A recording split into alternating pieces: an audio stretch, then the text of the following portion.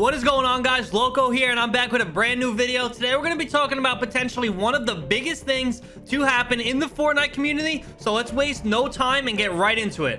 Earlier this week, TNA Kirsch, who obviously runs and owns TNA, was giving off the sad vibes on Twitter, tweeting things like, saying goodbye is one of the hardest things for me to do, and then TNA tweeted from their main account saying, all good things must come to an end.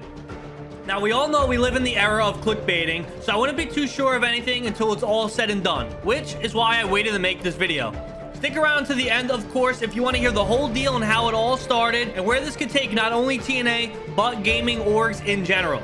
There were some leaks that there were a couple of guys heading over to New York on the TNA roster, but no one could have possibly seen this coming. Today on YouTube, TNA dropped the most massive announcement that they are now working with PSG, and you don't have to be a soccer fan to know PSG.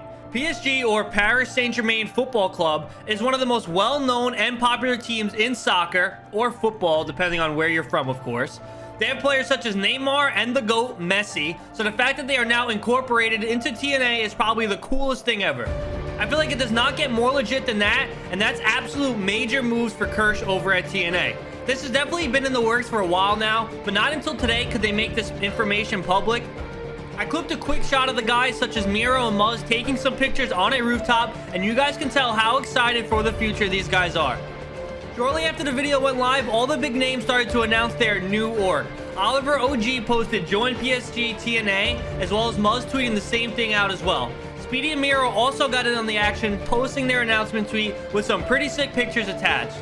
So obviously the ending tweets were all to hype something up, and honestly it's pretty common for an organization to do this, but bounce back with a pretty mediocre announcement. This definitely is not mediocre, and I'll explain why. Since gaming became a thing, it wasn't always popular to play. I remember in high school 10 years ago, people would keep it suppressed that they were gamers because they didn't want to get made fun of. Since then, obviously, gaming has become more mainstream and acceptable, especially since people making a full-time career out of it nowadays, and that's exactly what these TNA guys are doing right now.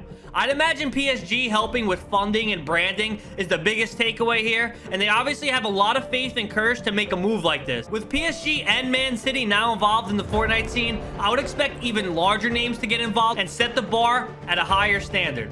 Like, actually imagine the NFL or NBA getting their hands on this as well, even though those sports are generally less popular than soccer if you're comparing it on a global scale.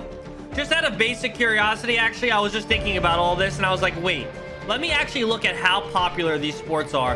And to no surprise, soccer and association football has an estimated fans of 3.5 billion people.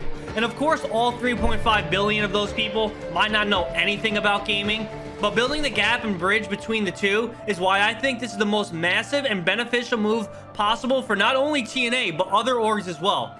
More eyes on Fortnite and competitive gaming is only a good thing, and with more popularity around the gaming scene means that there is simply just more money to be made. And with more money comes more hype and just more eyes on the whole scene in general.